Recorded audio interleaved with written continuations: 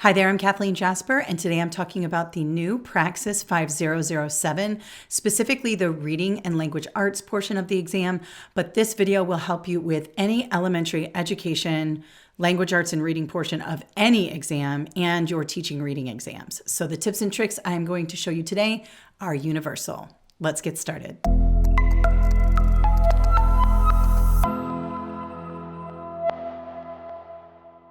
All right, so Praxis has a new exam for elementary education, and some states are already using it, and it's called the 5006, and it's divided into two parts. The first part is the 5007, which is the reading and language arts and the social science, so they kind of clump those together. And then the second part of the exam is the 5008, which is the mathematics and science portion, so they smush those together. So the questions I'm going to be using today all come from the ETS study companion for the 5006. And I was focusing on the 5007 today. So all I did was Google Praxis 5007. And you can see here that it has the preparation materials here. You always want to go with ETS. There's always going to be some sort of ad at the top. But if you go to ETS, that is the company that builds the exam. When I click on that, it'll take you to the preparation page. And you can see that there's all kinds of resources here. Now just click up here to study companion. And when you do, you will get, kind of this version here. But then if you scroll down a little bit, you can go to the PDF version. When you do, you'll get this nice PDF that you can kind of scroll through with the pages. Notice that the questions I'm going to be working through today all come from this particular study companion, and they all come from the Praxis 5007, the reading and language arts section. It's right here. But I highly recommend, of course, I'm always talking to you about this, looking over the study companion and all the specifications and the sample items so that you have a better chance of attacking this exam. The study companion is better than any study guide or any course you will ever buy because it is written by the test makers and it has the blueprints and the specs as to what is on this exam. So today we're going to work through 3 problems straight from this study companion. Today I'm going to go over a couple of questions from the 5007, specifically the reading and language arts, because I think if you're not a teacher and you take this exam, it's going to be really hard for you. But there are some ways in which you can approach these questions that will help you on test day. All right, so let's take a look at my presentation here. This is a classic language arts question for any elementary ed exam. You'll see something like this. Now, something about the Praxis is that sometimes they have that you have to pick more than one answer choice, which makes it hard. And I find that this new test, the 5006, that's the 2 sections, 5007 and 5008, is pretty tough, and especially if you are not a teacher. So I'm going to show you some things here. First of all, you always want to start backwards, and you know that I do that every time I do one of these videos. So I'm going to look at the answer choices first, and I can see that it's looking for skills. We're either identifying rhymes, identifying onsets, forming rhyming words, forming multi-syllable words, breaking words into individual phonemes, okay? Now, my mind goes to, these are foundational skills, okay? So you should know that, and we cover that a lot in many of our playlists. I'll link up a teaching reading playlist here, but we go through all of these skills over and over again in so many of our courses and so many of our books, okay? So if you've been watching our videos or you have some of our products, right away you should think foundational reading skills. This is for the little guys. These are for the kindergarten, first, second graders, okay? So then I can't really do anything with the answer choices. I can't eliminate anything. I can't zero in on anything. And then I see here it's asking me for 2. All right. I need to pick 2 of the following activities. Will the cards best help students complete? All right. And then I'm going to need to take a look at here. All right. I see that there are words kind of broken up. Let's go with the question. A teacher gives students a set of cards which are represented in the following table. And now I have to pick 2. Now let's go ahead and start eliminating answer choices here rather than get upset about, what's going on. Let's say you are someone who has never seen anything like this. You've never taught reading and the lower grades. You're just trying to get a job. You're just out of college. You don't know any of this stuff yet, okay? So one thing I want you to pay attention to are the answer choices. Now, A says identifying rhymes, R-I-M-E. And let's just pretend that you have no idea what that is. You know what rhyme is, R-H-Y-M-E, but this R-I-M-E you're not too sure of. Identifying onsets. Maybe you don't even know what an onset is, okay? So let's just keep going, see if we can eliminate anything. C, forming rhyming words. Well, I can immediately cross off C because I have cat, pot, rat, pig, bug, twig. While there are a few words that rhyme in this set, they're not all rhymey, and there's a couple that don't rhyme at all, like pot and bug don't rhyme with anything. So I can probably cross that off, or at least cross it off temporarily until I work around these answer choices, right? D, forming multisyllabic words. Well, that can be crossed out because these are not multisyllable. They're one syllable. So I have cat, pot, rat, pig, bug, and twig, all one syllable. We're not working on multisyllable words, so we can cross off D. And then E, breaking words into individual phonemes. Okay, so now even though you've got C and D crossed off, you might be confused with phonemes, especially if you are not a teacher yet, okay? But even so, if you were to just eliminate C and D based on your general understanding of words, you're already almost there, okay? So don't give up on questions like this. See if you can kind of eliminate with the answer choices and make things better for yourself, okay? Now, we have identifying rhymes, identifying onsets, and phonemes left over, all right? Let me talk to you what individual phonemes are. Now, if you haven't seen my video on phonemic awareness, phonics, and phonological awareness, you definitely need to check that out. I'll link it up here. It breaks everything down, and I think it's like our highest video. It has the most views of any one of our videos. So it really breaks it down, and people find it to be very helpful. But let me just talk to you about what phonemes are. Phonemes are the smallest units of sound in words. So for example, in the word bat, there are 3 phonemes, b, a, t. Now, the other thing about phonemes is that you do not have to write them down. You do not have to see the word. Typically, phonemes and phonemic awareness is done orally without any pen and paper and without any kind of written word. It is just listening to the sounds and words and manipulating those sounds. So here's an example of like a phonemic awareness activity. Okay, class, we're going to do some different, exercises here with the word sat. And they go, okay, yay, sat, whatever. And I say, okay, say the word sat. And they say sat. And I say the word sat. And they say sat.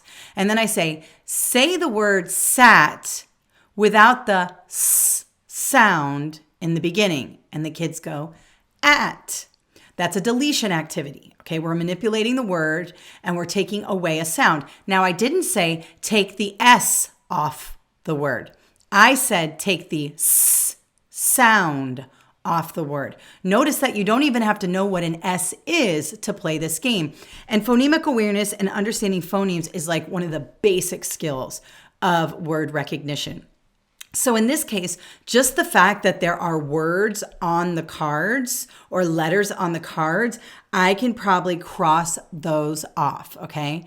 Now I'm down to A and B, and even if I didn't know what onset and rhymes were, I could grab those and feel good about that. But let me tell you what onset and rhymes are. Onsets are the beginning consonant or the beginning consonant cluster in a word, okay? So let's take a look at these words right here. We have cat. The onset is this C here. That is the consonant. Same with pot. The onset is P. R for rat, P for pig, B for bug, and they threw in 2 consonants here, TW for twig. Remember, onsets are not just one consonant, it can also be a consonant cluster. More than one consonant at the beginning of the word, the onset of the word, okay? The rhyme right here is the vowel plus the ending consonants, if there are some, at the end of the word. So for example, at, ought, at, ig, ug, ig. Those are all rhymes. Now, does that mean they rhyme like poetry rhyme or rhyme? No, it's just the vowel and the consonant combined at the end of the word. So like, for example, if you have the word train, I use this one in our elementary book, okay? The T and the R is the onset, tur. That's the onset cluster, consonant cluster. Ain is the rhyme. A and the I are the vowels and the N is the consonant at the end. So this is the onset, this is the rhyme, all right? And in this case, these cards are broken up by the first consonant or first consonant cluster and then the rhyme, the vowel and the consonant at the end. And that's what they're assessing here. So A and B would be the proper answer. Now remember, even if you've never seen anything like this before, you can start to eliminate based on, common sense. While there are some words that rhyme, not really all of them rhyme, so I would get rid of that. Multi-syllable words, not a thing because these are single syllables. So right there, you're putting yourself in a better position to get this correct. And definitely, I recommend checking out our teaching reading videos and our phonemic awareness, phonological awareness, and phonics videos to help you with some of these basic skills. Let's take a look at number 7. Now, if I start at the answer choices here, I just have words, okay? So whenever you have words like this, they're asking you to choose the proper word for the proper activity, okay? Let's read the question. Which of the following words contains a vowel, consonant, E syllabication pattern? Now, let's say you've never taught reading and language arts at the elementary level ever. You're a career changer and you have no idea what this is. Let's break down the question stem. Which of the following words contains a vowel, consonant, E syllabication pattern? There's a pattern going on here. So first, let's locate the vowels in each of the words. So for A, the vowel is A. The first vowel is A. So I have vowel, good. Consonant with the L, good. And then I have an E here.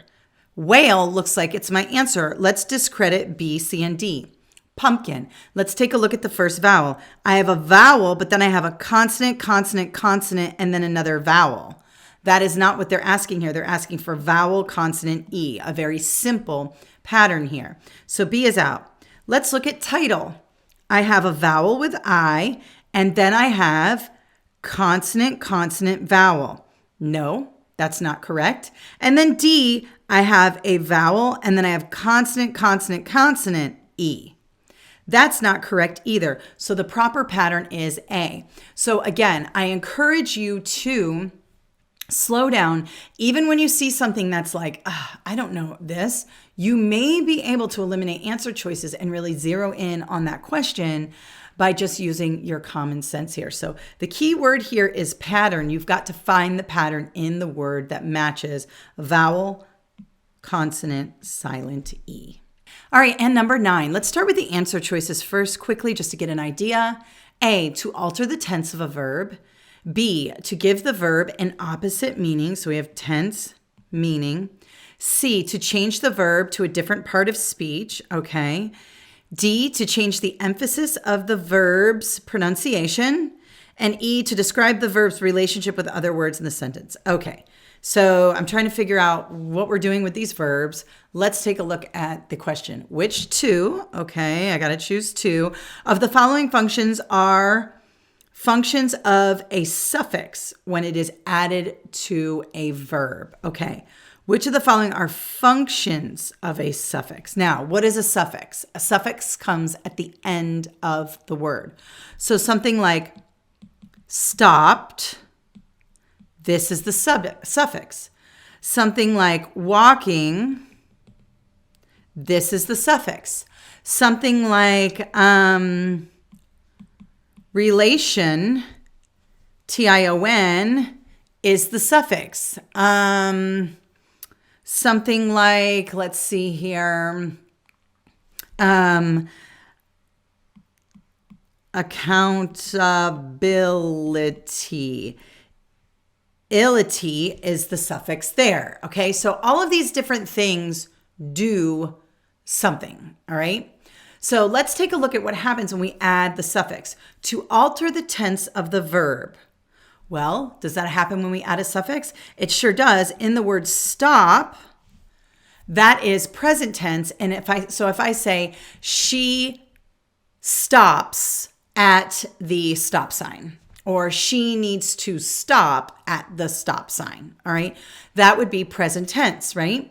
Well, if I add an ed, and in this case, I have to add a p, when I add an ed, I said she stopped yesterday. Well, that changes the tense. That makes it past tense. Walking, ing, makes it present tense. I am walking to the store, or I walked to the store yesterday. So suffixes definitely alter the tense of a verb. So boom, I got my first one out of the two there. Let's take a look at B, to give the verb an opposite meaning. Actually, that is what a prefix does. The prefix un, non, ear, those types of prefixes change the word to a negative or the opposite. So if I say unbelievable, I take the word believable and turn it into unbelievable, which means not believable. Notice that it changes it to the opposite meaning, okay? If I say the word replaceable, right, that means it can be replaced. But if I put the prefix ear in front of it, irreplaceable means it cannot be replaced. So B really has to do with prefixes. So we're going to cross that one out because we're looking at suffixes. C, to change the verb to a different part of speech. All right, so we have a verb, right? Now, if we add the suffix ity, it does change the part of speech.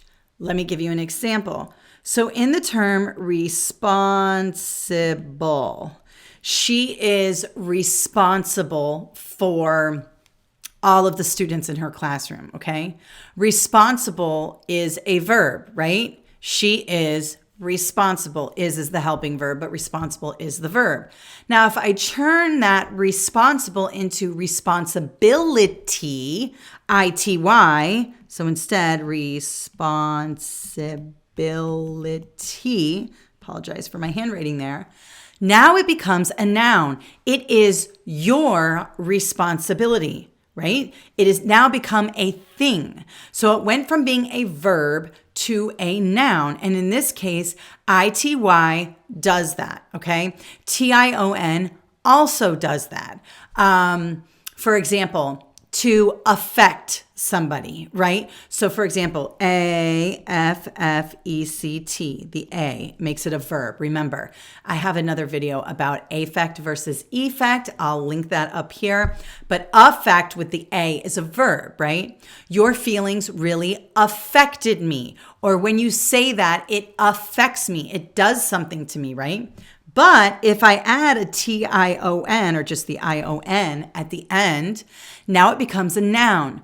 Your affection is something I love, or go give your dog some affection, right? Or my dog, loves affection. Affection, tion, now it becomes a noun. So it went from a verb to a noun. And in this case, C is going to be one of the answers as well. So I've got my two. I could move on, but let me just discredit D and E. D, to change the emphasis of the verb's pronunciation. That has nothing to do with a suffix. The pronunciation really has to do with, probably a prefix could do that, because if we say unbelievable, typically the emphasis is on the prefix. But that doesn't go with what we're doing here. E, to describe the verb's relationship with other words in a sentence. No, that really has nothing to do there. So our answer would be A and C. Now, if you're looking for more resources, we have a ton on our website. You can see here that we have all types of different programs and study guides and online courses. You can simply click this link, Amazon Prime, and it'll take you to my author page, and it lists every single book that we have on Amazon Prime. Those are physical study guides, but we also sell digital study guides that you can download immediately after purchase, and I have a little demo of what the study guides look like here, and so you can go ahead and check that out. We also have lots and lots of online courses, and I also have a demo here, so you can check that out. I do have a Praxis 5008 and 7813 coming up. These two assessments are very similar. We're focusing specifically on the math. This is coming up on December 11th, 2021, but if you're watching this in the future, it is already ready, and you can access that by clicking the link in the description below. I will link that up, but we are going to focus on those math scenario questions in this particular webinar. It is a paid webinar, comes with a study guide and a very extensive PowerPoint presentation with lots of information there for you.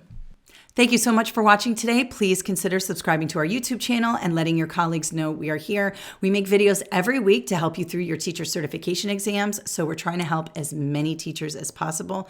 Thank you so much for watching and have an awesome day. Thank you so much for watching. We have a ton of videos on my YouTube channel. Please consider subscribing and following me on my social media networks at Kathleen Jasper. Have a great day.